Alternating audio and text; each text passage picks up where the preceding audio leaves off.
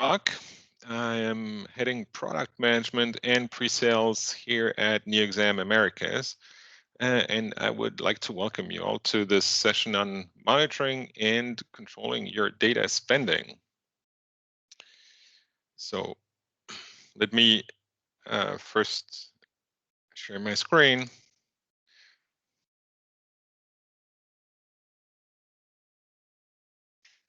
All right, there we go.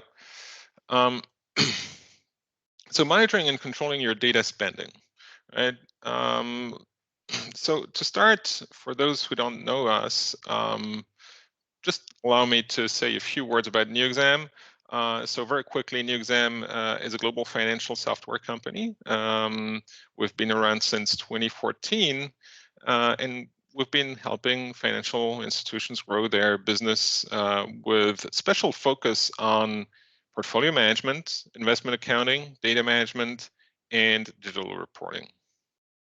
Right. So financial data costs, right? They're on the rise, as many of you firsthand know. And a study by Burton Taylor, released in 2020, tells us that the global spending on data, on market data, and news topped 32 billion in 2020. So a continuous growth ever since 2011. And yes, 33% of all that data went to Bloomberg. All right. So this, gives us a little bit of context, and really those numbers help us, understand why this is such a big focus of the industry, and also are a driver for us in the software world to find solutions, innovative solutions to address this growing cost. Right. And so we at NeoXam, we essentially offer a solution to curb the data cost, and we've been doing so for years, constantly innovating, trying to find new solutions, better adapt to the needs of our customers and to the market. Right. And our experience in trying to curb data costs can be illustrated in several ways, right? So one of the approaches that we typically take is waste reduction, right? Essentially, this is about aligning the data that you buy from your vendor with the data that's actually consumed. Right, the last thing you want is buy data that just sits there in your system and that is never used. Right, so typically, for certain, if you request option data, right, the issuer field might not be of a great interest, so you might want to remove that issuer field, right, from the options data, right? So you consume a little less data. Right, alternative sourcing, right? Alternative sourcing is,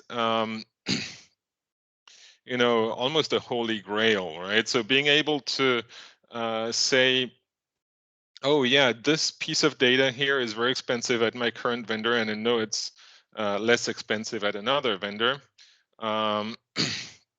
Being able to switch those data sources easily, well, many times is not so easy, right? So one way to make it easier is to have a data management platform where your data is properly normalized, where you have a golden copy of your data, and there effectively, once you have that abstraction layer that doesn't tightly couple you to your existing data vendor, then you can think of making the switch to another data vendor, right?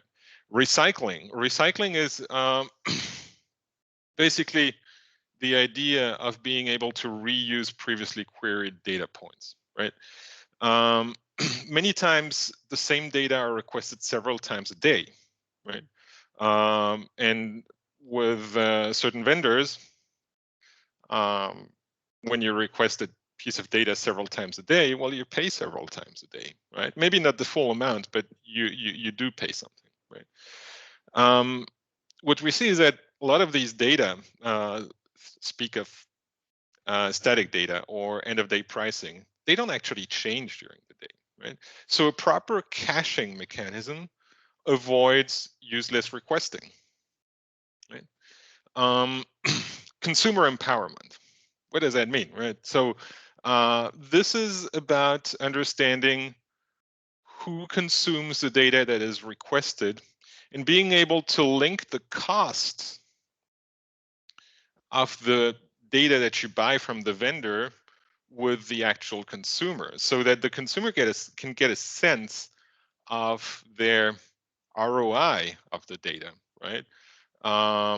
So one way to look at that is that, procurement can kind of like rebills each department or each consumer with the data for the data that they actually consumed, right? So this is many times more easily said than done, but if you do have proper data management in place and you do have that traceability of both of the data that you actually consume at the vendor and the data that you distribute to your final consumer of the data, well, then you can start thinking about a mechanism like this. Right? Last but not least, efficiency, right? Optimizing data requests for vendor billing policies, right? So certain vendors, and here again we're talking about Bloomberg, offer different billing schemes, right? And so depending on your usage pattern, you might be better off selecting one scheme versus the other, right? And to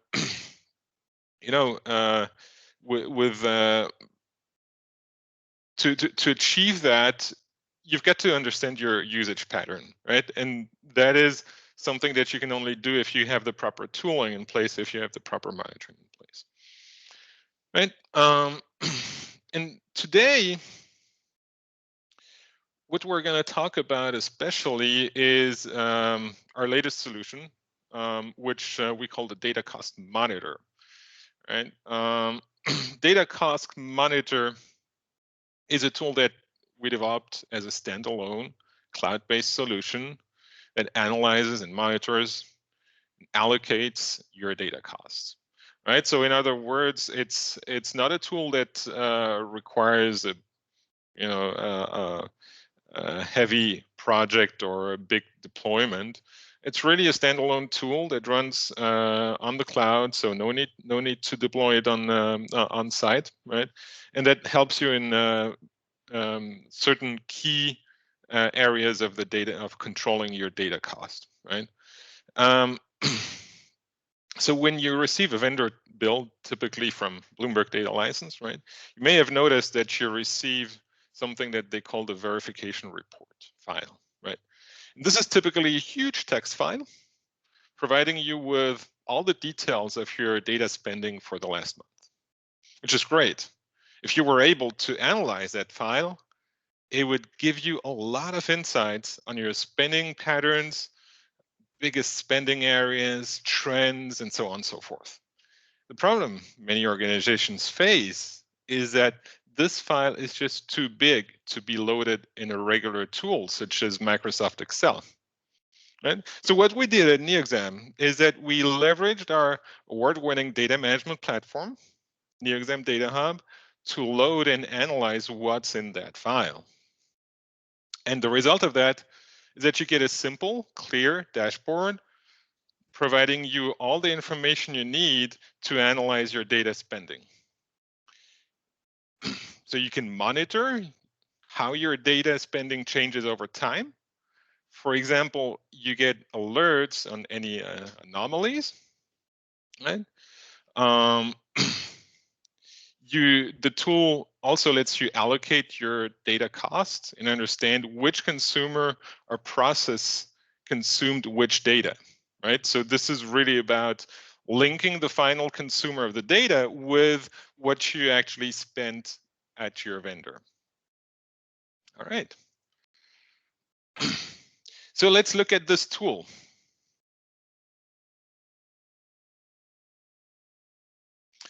Okay, so what you're seeing here is dashboard, right? So this is basically my home screen in our data cost monitoring tool.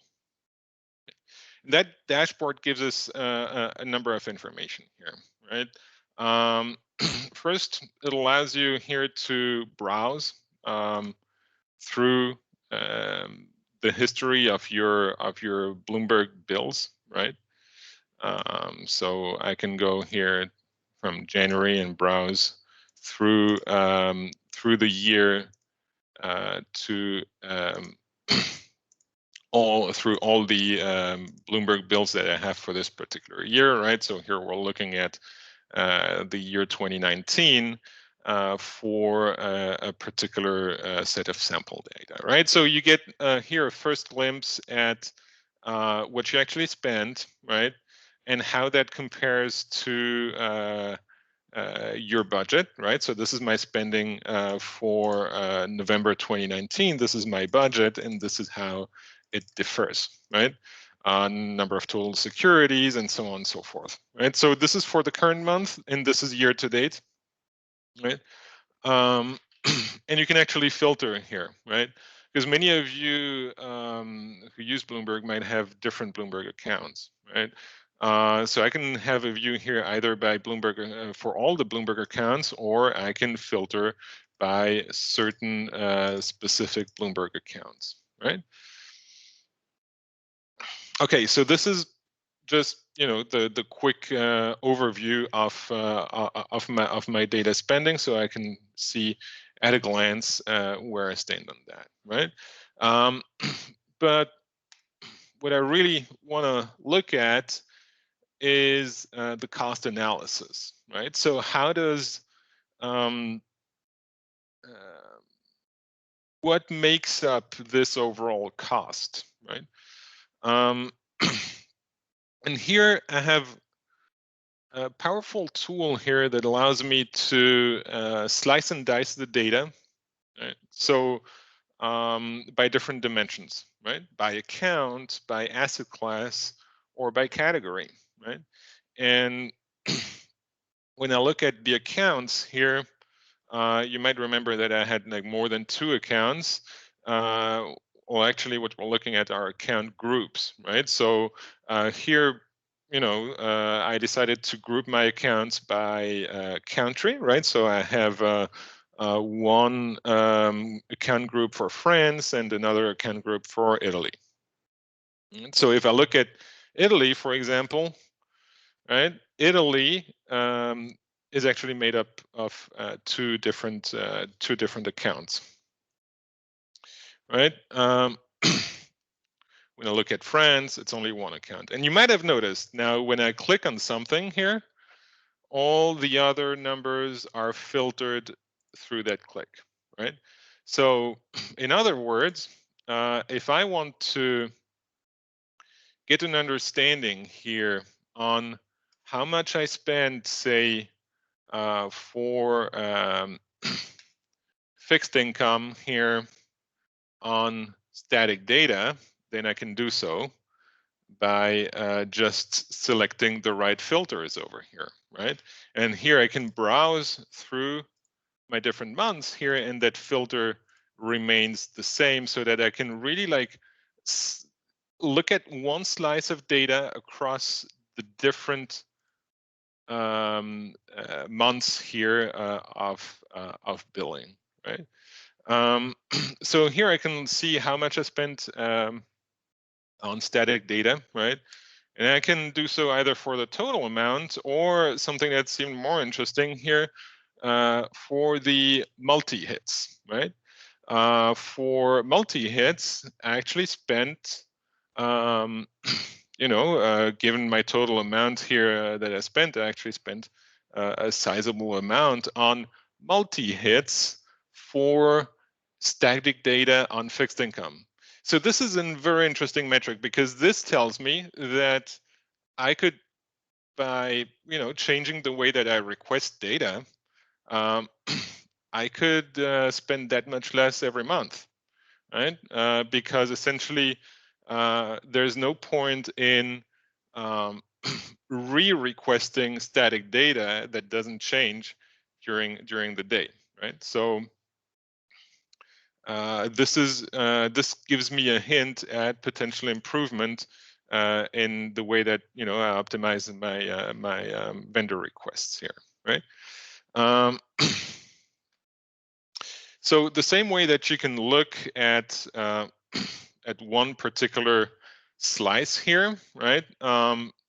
You can also look at that from a historical perspective, right? So here I could stay with my filter here, right? Cost multi by a certain account for fixed income on static data here, or I can look at my total amount, right?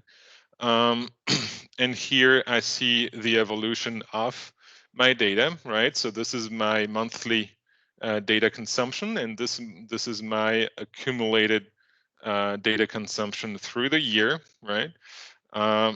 Where I can see here my budget in yellow, right? So there's a notion of budget that you can have, right? The initial cost and the total amount, right? So these are different metrics within the Bloomberg billing scheme, right? So I can look at that from a historical perspective, right? I can look at that from a variations perspective, right? So what is the contribution from any given metric on my total amount, right? But what the system or what the monitor can also do is, for example, help you identify issues within your data, right? So basically, here, when I move to March, you can see that there's those little alerts here, and those little alerts here basically tell me that there has been an issue with my with my data, something that I should be looking at, right?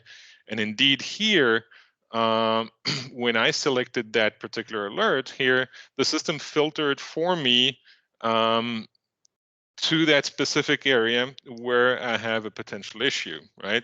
And that potential issue here is linked to the total number of securities is actually much higher month over month than it was last month, right? So that alerting mechanism allows me to not only to slice and dice the data as I want, but also to basically direct me to the special points of attention to the anomalies of the data. Right. Okay. So let's get back to our presentation. So things that we want to do next within that data cost initiative that we have, right? We want to be able to aggregate data. We want to be able to aggregate requests and do caching of the data, right? Basically optimizing clients' data flow in real time, right? And that really delivers what we call an end-to-end vision of data cost, which is the ability to monitor, to analyze, to allocate, and to optimize your data cost. All right, so I hope you enjoyed this presentation. If you want to know more, feel free to check out our website, find us on social media, or send me an email.